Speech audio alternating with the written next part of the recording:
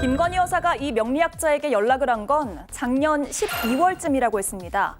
명품백을 받는 영상과 도이치모터스 주식을 주문하는 녹취가 공개된 직후였습니다. 중대고 나서 딱 한 번 연락 왔다. 멤버라고는 작년 12월이 그때 막 도이치모터스 자기가 쫄잖아. 교도소 갈 일이 있고 신사에 의해서 문자 딱 하나 왔더라고. 나도 놀랬지. 김 여사는 자신의 신상에 대해 걱정을 했고 류 씨는 감옥에 가진 않는다며 이렇게 조언했다고 합니다. 걱정하지 말랬어. 그래서 내가 하는 말이 근데 지금 당신은 은둔해야 된다. 은둔해야 한다고 조언을 하자 이후 김 여사는 153일 동안 공식 석상에 나서지 않았습니다. 류 씨는 김 여사가 상담을 요청했던 역술인이 자신만 있는 게 아니라고 주장을 했습니다. 나는 많이 알았는데 뭐 한두 명이 가지고 엄청나게 많더구나. 사실 옆에 멘트를 갖고 노는 거야 내가 봤을 때. 나는 그 천공도 그래 봐. 다그 윤석열 그 김건희 위만을 이용해갖고 자기 속세를 챙겨놓은 거예요. 사주 상담, 사인이라면 별다른 문제가 되진 않겠죠. 하지만 개인의 영역에 머물러야 할 것들이 정치의 영역을 침범하고 확인되지 않은 인물들이 국정에 개입하는 통로가 된다는 게 가장 큰 문제일 겁니다. 이런 가운데 민주당은 또다시 명태균 씨의 국정관여 정황이 담긴 음성을 공개했습니다. 네, 저희가 취재한 내용입니다. 역술인이 JTBC에 전한 바에 따르면 김건희 여사가 먼저 연락이 왔다. 자신의 신상에 대해서 궁금해해서 여러 가지 이야기를 해줬다라는 건데 본인뿐만 아니라 많은 역술인들이 연락을 받은 것을 나중에 알게 됐다. 이런 내용도 있습니다. 서영주 유준우 위원님, 이게 사실이라면 어떤 문제가 있는 겁니까? 지금까지 국정 운영이 비정상적이었다고 생각했던 이런 의문점들이 하나하나 풀릴 수 있는 실마리다. 근데 국가의 운영이 이런 명리학자나 역술인을 통해서 결정이 된다 했을 때 어떤 기분이 들까요? 예. 이게 나라인가? 라고 생각할 수 있을 것입니다. 아니 개인적으로 김건희 여사가 이런 부분에 있어서 역술인을 만나는 거 그거 누가 뭐라 하겠어요? 대통령도 대통령이 되기 전에 이런 부분 만나는 거 누가 뭐라 하겠습니까? 그럼에도 불구하고 지금 나오는 것들을 보면 본인이 지금 명품백에 대한 수수 영상이 어떤 드러나거나 주가 조작에 대한 녹취 부분이 드러나서 뭔가 찜찜할 때 그걸 판단하는 거잖아요. 그다음에 대통령 용부인 자격인데 역술인이 은둔해라 했더니 대통령 배우자로서 해야 될 일을 접어두고 153일 동안 은둔을 했다. 이거는 크게 봐서는 국정에 대한 결정을 역술인에게 맡기는 거잖아요. 예. 과연 이것만 있을까요? 저는 그런 부분에서 이거는 상당히 이 모든 국민들의 어떤 심정, 자존심을 상하게 하는 사건이다. 굉장히 좀 우려스럽고요. 설마 했던 것들이 이게 역시나로 드러났다는 점에서는 굉장히 좀 의미가 있는 기사다. 그래 보입니다. 예. 네. 지금 뭐 국가 운영이라든가 뭐 정책이라든가 이런 거에 대해서 뭐 역술에게 물어보고 거기에 대해 답을 했다든가 이런 게 아니지 않습니까? 본인이 어떤 사적인 거에 관련돼서 관심된 사항을 물어본 거고요. 그다음에 막 역술인이 뭐 이제 은둔해라라고 얘기했다고 조언했다 그러는데 그거는 역술인이 텔레비 보고 신문 보면은 다 듣는 내용입니다. 본인이 특별히 알 수 있는 조언이거나 그런 비법은 아니죠. 그냥 할 수 있는 조언을 가지고 일반적으로 누구나 할 수 있는 거 한 거고요. 큰일을 앞두면 누구나 사람들은 주변의 사람들 묻습니다. 뭐 종교한테 묻기도 하고요. 뭐 선배라든가 어르신한테 묻기도 하고 역술인한테 묻기도 하고요. 심지어는 챗 GPT한테 묻기도 합니다. 예. 민주당의 어느 의원은요. 이재명 대표가 유죄냐 무죄냐 그걸 챗 GPT한테 물어봤대요. 그때 무죄가 나왔다면서 그 방송에서 또 얘기를 하더라고요. 그런 식으로 묻는 거는 자유입니다. 그리고 지금 뭐 재판 중인 사람들은요. 당연히 본인 결과 어떻게 나올지 약해지지 않습니까? 마음이? 그럼 묻는 거 당연한 거고요. 공판 기일도 언제가 좋냐 물어보기도 합니다. 예. 그리고 뭐 선거에 나온 정치인들은요. 내가 이번에 낙선될 거냐 당선될 거냐 다 물어보고요. 영화나 방송인들은요. 이 프로그램이 대박 날 건가 안 날 건가 그것도 물어보기도 합니다. 예. 일반적인 현상이에요. 그렇게 여러 각 분야에 있는 사람들한테 자기에 대한 또 호기심, 자기가 열망하는 걸 물어보고 나서 최종 선택은 본인이 하는 겁니다. 그런 최종 선택을 본인이 한 거에 대해서 문제 삼을 게 뭐가 있겠습니까? 국정 운영에 관련된 것도 아니고 본인 관심 가지고 있는 것을 주변에 여러 사람 중에서 물어본 것 하나에 불과한 건데 저는 이게 문제될 건 아니라 그래 봅니다. 예, 김성현 위원님. 네. 처벌 가능성에 대해서 물었다는 건 이 명품백 수수와 관련한 문제점이 있다고 스스로도 인식했다라고 유추해 볼 수도 있는 거 아니에요? 어느 정도 문제가 있다고는 생각을 하셨겠죠. 명품백을 받으셨는데 어떻게 문제가 없다고 생각을 했겠습니까? 다만 이제 지금 물어보신 이유는 사안의 심각성과 중대함에 대해서 본인도 뒤늦게 깨닫고 개인적으로 좀 불안해서 물어봤을 수는 있다고 생각을 합니다. 근데 문제는요. 김건희 여사가 무속을 좋아해도 너무 좀 좋아하시는 것 같습니다. 사실 김건희 여사님은 예전에 영부인 되기 전에 창업을 하셨을 때도요. 사주팔자와 관련된 스마트 앱을 만드는 창업을 하셨었어요. 그리고 논문 역시 그 문제가 되고 있는 논문 역시도 사실 이 앱에 대한 내용을 넣고 계세요. 예. 그만큼 사주팔자를 좋아하셨고 요번에도 여러분들에게 물었다고 지금 그러는 거 아닙니까? 한두 분도 아니고 또 건진법사니 천공도사니 다 이 정부 들어서 나오는 이야기들이거든요. 물론 사적인 일은 오케이입니다. 근데 권력자가 무속에 너무 기대어가지고 일을 하게 되면 이건 비합리, 비효율적인 일들이 발생합니다. 예를 들어 청와대를 용산으로 이전한 것이 만약에 무속인의 조언에 의한 것이었다라고 하면 이거는 진짜 심각한 문제가 발생을 하는 거거든요. 우리나라가 근대 국가에서 재정일치, 고조선 단군 사회로 후퇴하는 일이 될 수 있다. 굉장히 우려가 되는 지점입니다. 네. 자, 사실 이 역술인과 관련된 의혹을 처음 제기한 분이 바로 김보엽 대변인이에요. 이 방송 자리에서도 얘기해서 제가 의혹일 뿐이고 근거 있냐라고 했는데 취재를 해보니까 그 역술인은 그렇게 이제 주장을 했고요.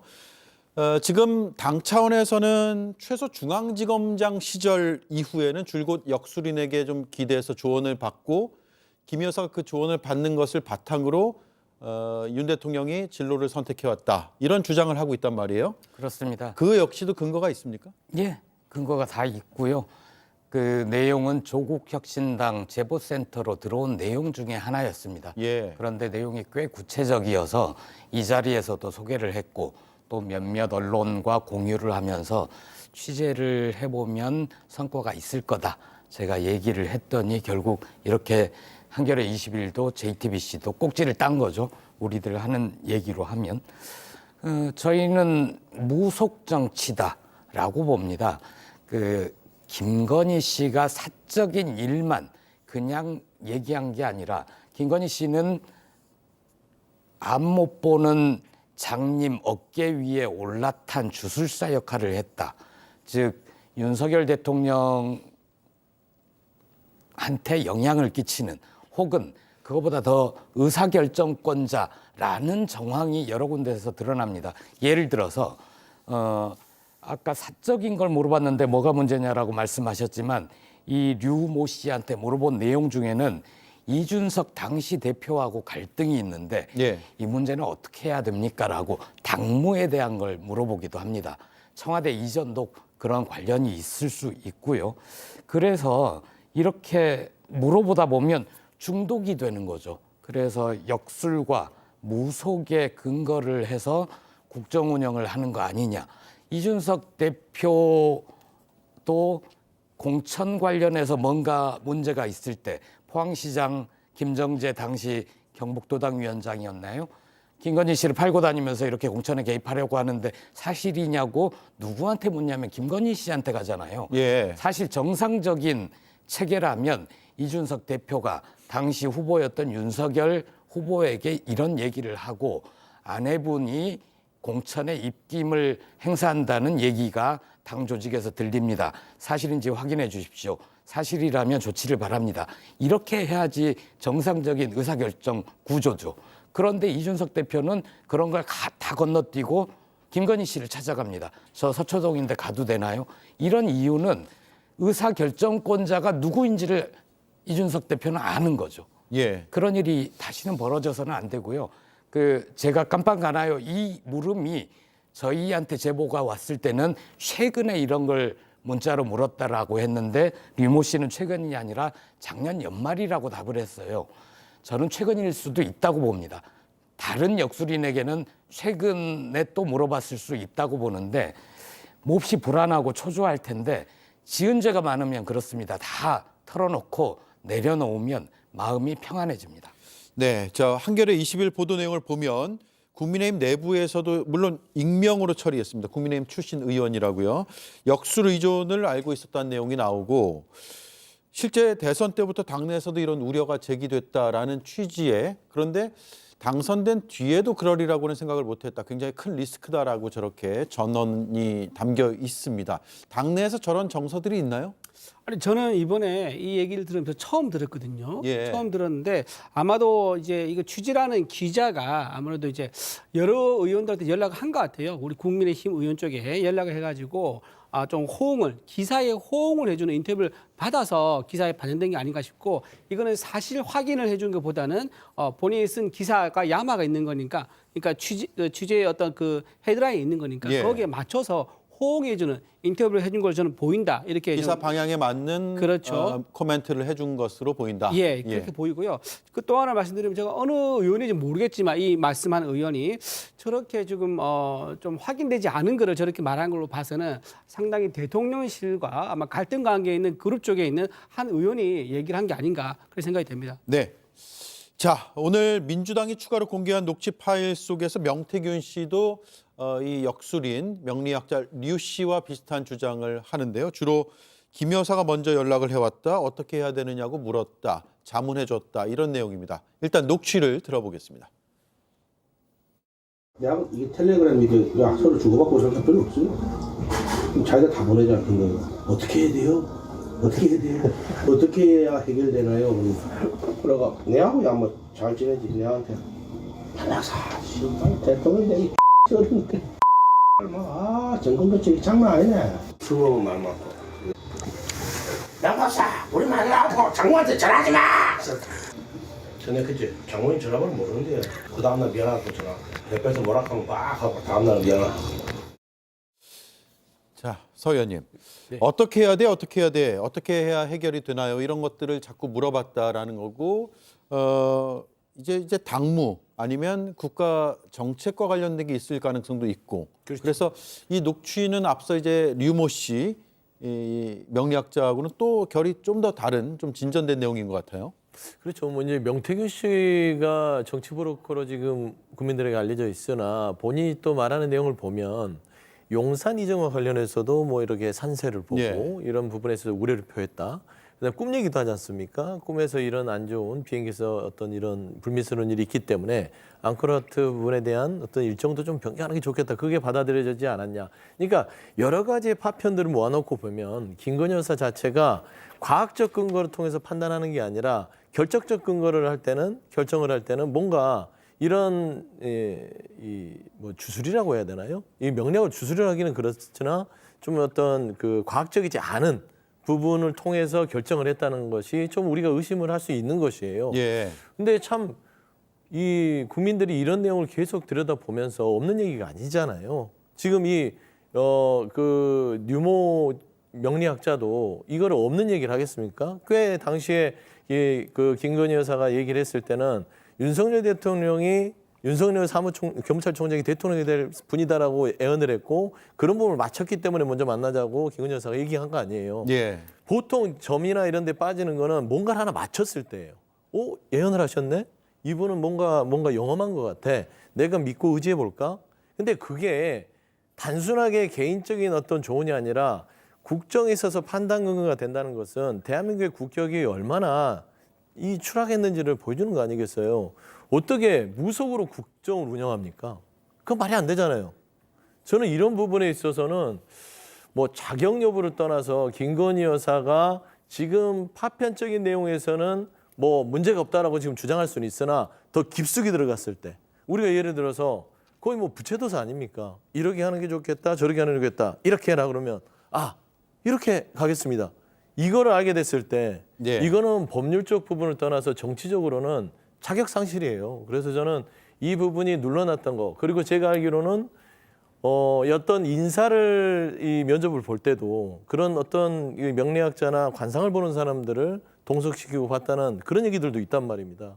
이제 그런 것까지 드러나면 국정의 무속인들을 데려와서 활용했다. 저는 이 부분은 법적 책임까지도 물 수 있다. 그래 보입니다. 네, 이준 의원님. 일단 민주당에서 공개한 녹취에 대한 국민의힘 입장을 듣고 싶고요. 또 두 번째는 어느 정도 신빙성이 있을까요? 그러니까 대통령이 지금 술버릇까지 약간 성대모사처럼 이렇게 모사하면서 흉내를 내는데 신빙성 여부까지 말씀해 주시죠. 네, 지금 뭐 국정 운영이 뭐 주술의 영향을 받아서 된다고 이제 단정적으로 말씀하시는데 그건 전혀 아닙니다. 그렇게 되려 그러면요, 지금보다 훨씬 더 강력한 증거가 나와야 됩니다. 지금 그런 건 전혀 없고 명태균 씨가 사기 전과가 있는 명태균 씨가 본인이 남들 앞에서 과시하는 그런 취지로 말을 했을 가능성이 대단히 높다는 걸 말씀드리고요.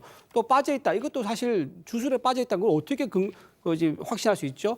전혀 지금 그렇게 빠져있다고까지 단정한 표현은 대단히 좀 자제를 하셔야 된다. 그 말씀을 드리고요. 빠졌다 볼 수 있는 근거도 전혀 없다. 그 말씀 드리고요. 그리고 지금 뭐 술버릇 언급 신빙성 말씀하셨는데 지금 이재명 대표하고 김진성 씨가 위증교사 녹취를 하면 다 들어보셨을 겁니다. 그때 김진성 씨는 뭐라고 합니까? 기억이 없다고 하니까는 이재명 대표가 했다고 해주면 되지 라고 하면서 위증을 계속 유도하지 않습니까? 거기에 대해서 지금 어떻게 얘기하죠? 김진성 씨 본인도 나는 위증 교사를 당했다고 얘기를 하고 있고 대국민들도 그렇게 대부분 알고 있고 재판부도 지금 그렇게 판단했습니다. 여기에 대해서 이건 형사적인 사건이고요. 이거는 신빙성이 있는 걸로 보여지는 거 아닙니까?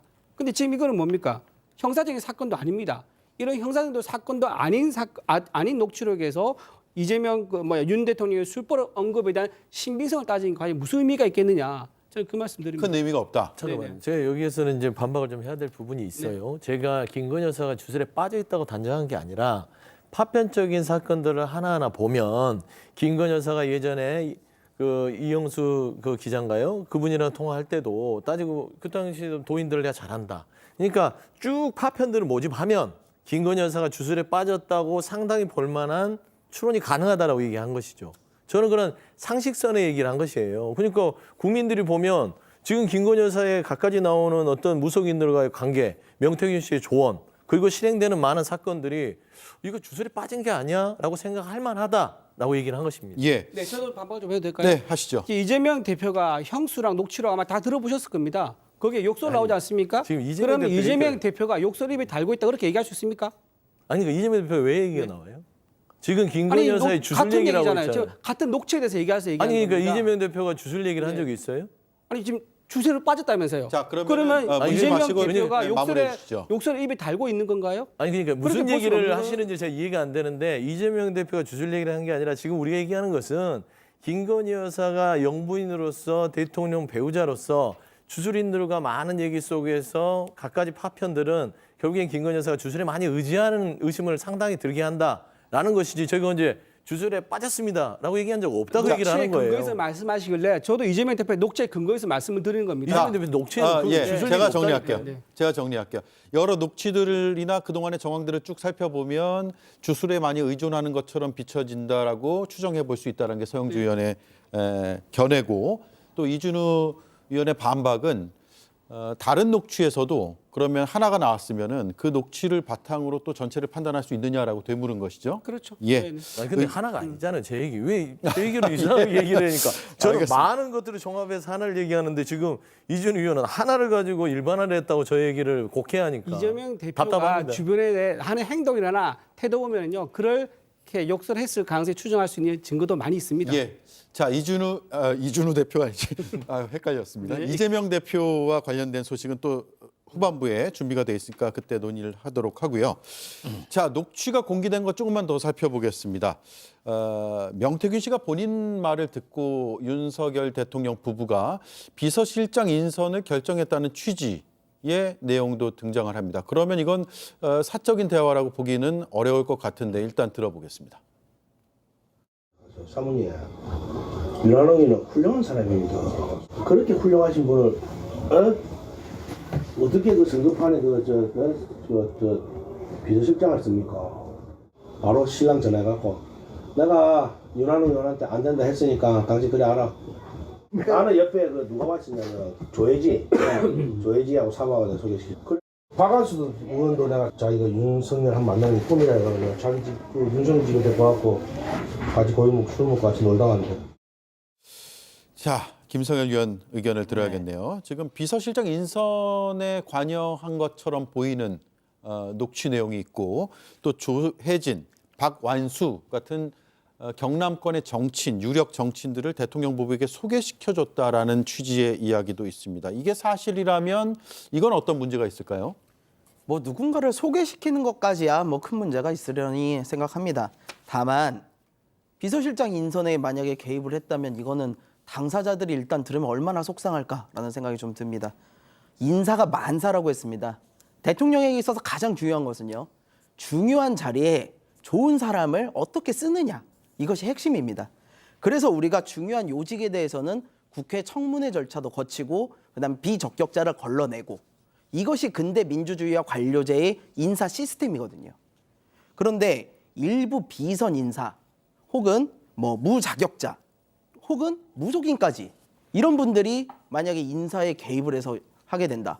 그럼 인사 시스템 자체를 마비시키는 거예요. 예. 그래서 사실은 영부인에 개입하시는 것도 바람직하지도 않은데 만약에 제3자가 주요 인사에 대해서 개입을 했다면 이거는 매우 심각한 국정농단이다. 다만 지금 국민의힘 이준희 의원님께서 말씀 주신 것처럼 이거 확정적으로 얘기하기 어려운 부분이 있어요. 증거도 부족합니다. 그래서 우리가 얘기하는 건 뭐냐? 특검을 하자는 겁니다. 특검을 통해서 확실한 수사를 해서 명명백백히 밝혀내자는 겁니다. 네. 예.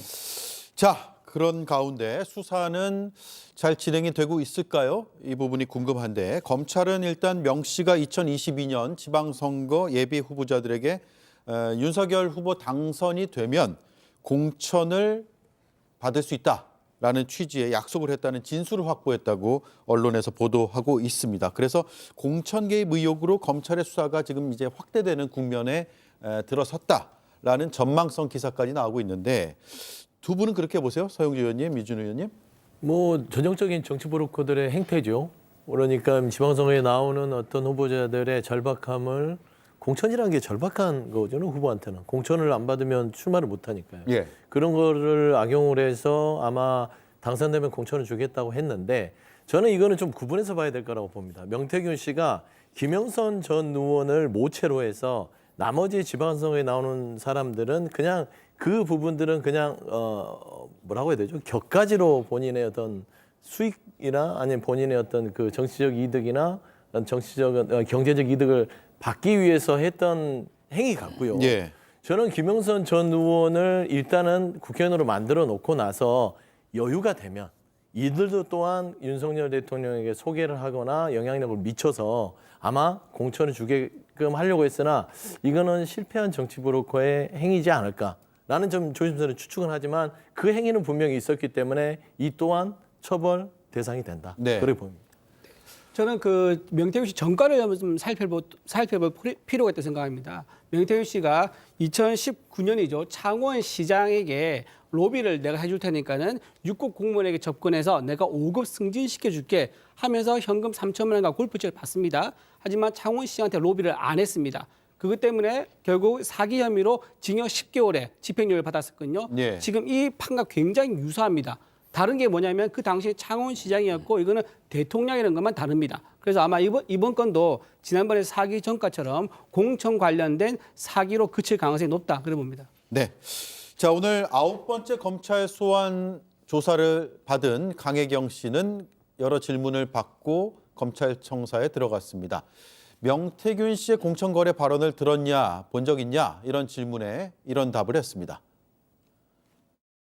대통령이 당선되게끔 도와주면은 공천에는 문제 없다.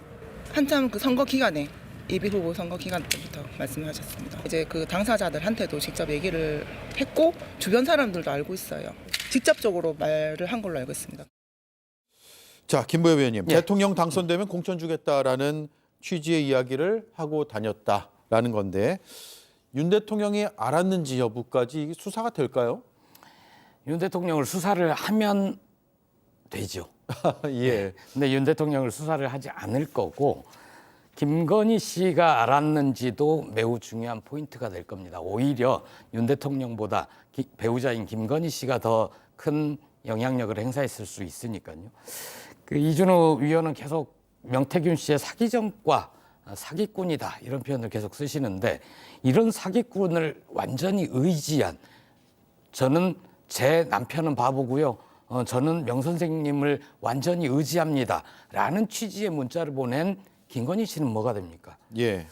그 말씀을 하나 드리고 지방선거 예비 후보가 될 정도면 이분들 바보 아니거든요. 돌아가는 상황 다 파악을 하고 어느 줄을 잡아야 내가 당선이 되는 고속도로를 타는가를 봅니다.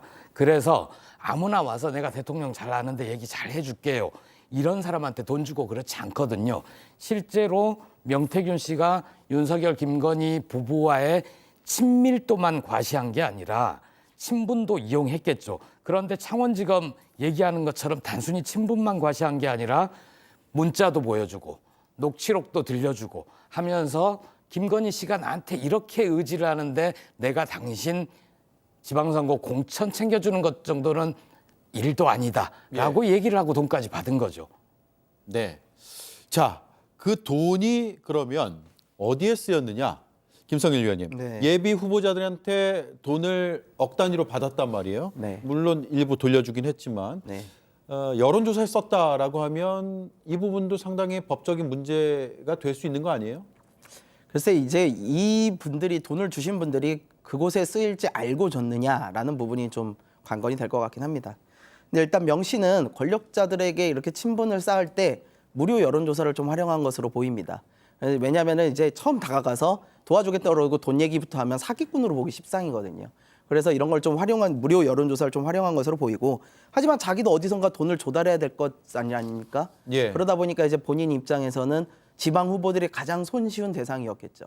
그래서 지금 이 돈이 꼭 윤 대통령의 조사에 쓰였다라고 단언할 수는 없지만요. 만약에 어떤 지방 후보들이 명 씨에게 돈을 줬다. 그러면 그거는 명 씨가 아닌 명 씨 뒤에 있는 윤 대통령을 보고 줬을 가능성이 매우 높다. 네. 이렇게 말씀드릴 수 있을 것 같습니다. 그렇군요. 지금 저희가 화면에 조금 전까지 나간 영상은 저희가 취재한 영상들, 과거 영상들을 다 하나씩 뒤져보고 있거든요. 명태균 씨와 윤석열 당시 후보가 함께 등장하는 영상들을 다른 방송에서도 보도를 하고 있고 저희도 이렇게 하나씩 찾고 있고 그런 와중에 여러 정치인들과 같이 있는 그런 장면도 있고, 이건 MBC 보도를 저희가 캡처해서 전해드린 내용입니다. 누군가를 이렇게 소개해주고 있는 장면, 명 씨가 경남에서 활동하면서 윤석열 당시 후보에게 지역의 정치인들을 소개해주는 장면들이 있었고, 당시 지금 언급하고 있는 예비 후보자 2명도 있었다는 이야기도 들리고 있습니다. 자, 창원 산단 얘기로 좀 마지막 질문을 드리겠습니다. 서영주 의원님. 네.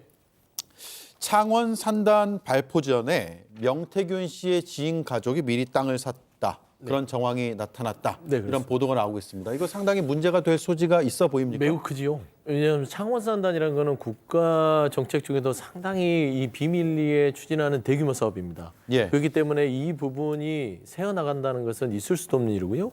근데 그 자체도 있을 수 없는데 이걸 명태균 씨가 뒤에서 조정을 해서 끌어왔다.